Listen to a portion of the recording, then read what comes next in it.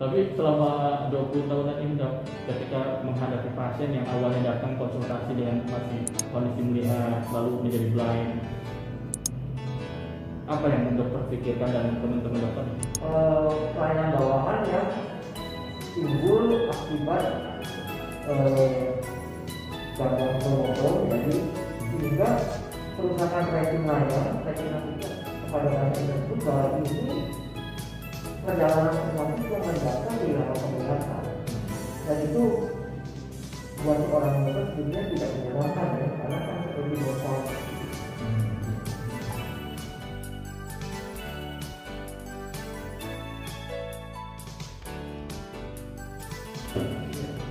Oke, ini apa yang bisa disampaikan kan untuk masyarakat untuk bisa membangun kesadaran terhadap dengan kesehatan mata ini? Atau mungkin dari sisi medis berapa kali sih idealnya masyarakat ini kontrol untuk matanya? Sebetulnya dari program pemerintah itu dianjurkan pada usia sekolah itu sudah memeriksakan. Kalau usia sekolah dijadwalkan, kalau yang memakai ada riwayat mengalami kacamata itu kepada usia pertumbuhan dianjurkan 6 bulan sekali periksa. Tapi yang paling penting adalah cek kesehatan mata Anda. Paling tidak Anda tahu kondisi mata Anda.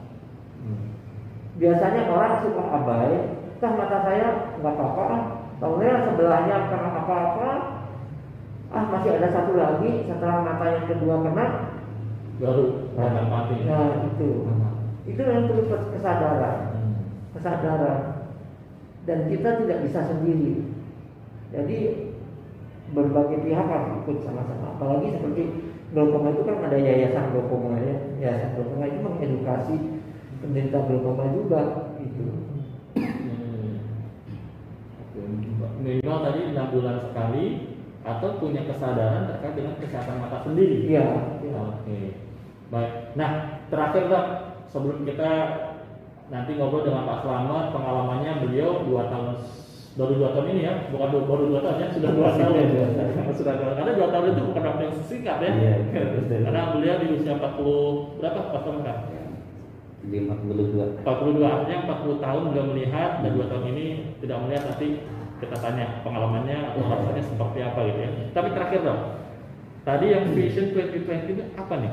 Karena beberapa tahun ke belakang saya sering mengikuti seminar. Oh iya betul. Jadi tahun 2000 itu dicanangkan oleh masyarakat dunia melalui WHO dan partnernya WHO yang peduli terhadap gangguan penglihatan, bahwa pada tahun 2020 itu semua orang yang mengalami gangguan penglihatan itu bisa mendapatkan pelayanan sebaik-baiknya, dan kalau bisa penglihatannya normal. Karena 20/20 itu juga nilai normal dari suatu penglihatan gitu. Tapi progresnya gimana Dok? Ini sekarang udah tahun 2020. Nah, memang sebetulnya dia masih jauh sampai ya. Targetnya kan seperti itu. Ternyata kesadaran masyarakat masih rendah. Ya. Dan ini tetap akan menjadi PR ya, semuanya. Ya, terus akan konsisten mengedukasi masyarakat. Alhamdulillah. Oke, Pak Slamet, kira-kira nih apa yang bisa diceritakan untuk ada dokter Bambang ini kali bertemu ya, kali pertama ya? Iya. Ketemu, nah silakan. Ya. Apa yang dirasakan Pak Slamet ketika awal divonis glaukoma dan akhirnya menjadi blind? Ya, pada saat saya divonis glaukoma itu tentu manusiawi ya. Jadi saya merasa sedih, bahkan saya sempat down gitu Dok selama 3 bulan Dok. Tidak ada aktivitas? Ya, tidak ada aktivitas, bahkan karena saya kan bekerja itu sebagai guru ya, sempat ditengok sama murid-murid saya, kemudian sama teman-teman ngajar saya gitu, yang nggak menemunya. Iya, pada saat itu seperti itulah gitu. Nah itu jadi kan saya sampai blank banget gitu kan. Nah kemudian dari beberapa keluarga akhirnya istilahnya mengingatkan saya, dan akhirnya saya lambat laun saya akhirnya menerima, dan insya Allah sudah bergabung dengan Kang Duduk. Akhirnya saya bangkit lagi gitu. Ternyata begitu gabung dengan Kang Dudu di Yayasan Daya Inspirasi Disabilitas Indonesia ini, ternyata saya tidak sendiri gitu. Nah di situ juga kemudian jadi bangkit lagi. Kemudian ada ilmu-ilmu baru juga di sana gitu kan. Dan ini tidak pernah terpikirkan, terbayangkan, bahkan bermimpi pun tidak ya? Oh betul. Atau menjadi pelangi ya? Iya. Mungkin kalau misalnya saya tahu seperti itu, mungkin ya saya tidak akan sekolah malah ya. Iya betul. Ya. Jadi gini dok, kesimpulan saya ketika saya juga menjadi neta di usia 22, Pak Slamet ya. Iya. Kesimpulannya adalah kenapa saya dan teman-teman kami gitu ya mengalami masalah mental, psikis, spiritual gitu ya. Satu dong, yang ini menjadi PR kita semua saya kira termasuk pemerintah adalah mengedukasi sedini mungkin tentang isu disabilitas apapun itu, mata, fisik, tangan, kaki, pendengaran gitu ya. Andai saja kita dapat informasi tentang disabilitas sedini mungkin dari SD, SMP, SMA gitu ya, termasuk keluarganya, kita akan bisa recall gitu ya dengan ilmu yang pernah kita dapat, sehingga mungkin tidak terlalu lama kita depresi. Pas Slamet ya? Iya. Kita akan lebih cepat untuk bangkit, untuk move on, sehingga kita bisa melakukan tetap hal yang produktif. Oke. Luar biasa, mudah-mudahan ada ada hikmah pembelajaran dan closing statementnya dok. Apa yang ingin disampaikan untuk masyarakat kita dok? Jadi untuk teman-teman masyarakat Indonesia yang penglihatannya masih normal, syukuri bahwa Anda mempunyai nikmat luar biasa yang memberikan manfaat kualitas hidup Anda. Tetapi jangan lupa bahwa risiko kehilangan penglihatan bisa terjadi pada siapa saja. Karena itu, marilah kita menyadari, jaga penglihatan Anda, dan mari kita berempati kepada teman-teman yang difabel netra, difabel fisik, maupun difabel pendengaran, karena dengan mengerti kebutuhan mereka tidak perlu dikasih manis.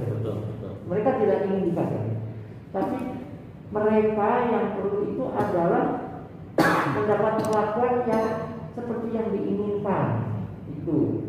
Jadi sebagai teman-teman Pak Dudu, Pak Slamet itu bukan ingin dikasihani, karena mereka sudah menentukan jati dirinya. Bahkan saya angkat topi buat teman-teman ini mereka bisa bangkit. Mungkin nanti kita bikin cerita untuk membuat bahwa ini bukan akhir dari segala. Mungkin itu, sekali lagi, jaga penglihatan mata Anda, kemudian berempatilah kepada teman-teman yang kurang beruntung, yang tidak sesempurna kita, karena mereka adalah bagian dari warga negara Indonesia, makhluk Allah, saudara-saudara kita yang juga mempunyai hak yang sama, dan kita bisa saling membantu untuk memberdayakan mereka, sehingga mereka tidak tergantung kepada orang lain. Artinya tidak tergantung 100%, karena mereka memang memerlukan bantuan, tapi mereka bisa mandiri.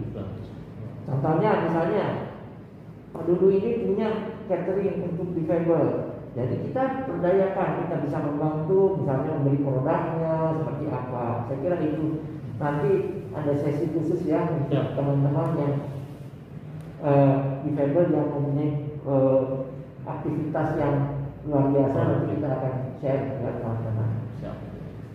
Siap, Pak Slamet, ada yang disampaikan kepada para sahabat inspirator?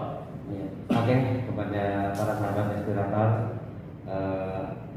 tadi telah disampaikan oleh Babang juga bahwa selagi kita masih bisa melihat harus tetap bersyukur, dan kepada teman-teman tentunya yang sedang diuji oleh Allah dan duluan diambil penglihatannya, kita bersabar, kita berdoa, dan harus tetap beraktivitas. Mungkin itu. Ya, di balik keterbatasan pasti Allah tetap amanahkan kelebihan, insya Allah. Yang penting adalah optimis, positive thinking, dan terus bergerak. Terima kasih banyak Dr. Bambang atas waktunya di segera kesibukan beliau, dan Pak Slamet terima kasih banyak atas sharingnya, mudah-mudahan dari hikmah pembelajaran, dan kita akan kembali lagi bersama bintang tamu yang sangat inspiratif Insya Allah, wassalamualaikum warahmatullahi wabarakatuh. Waalaikumsalam.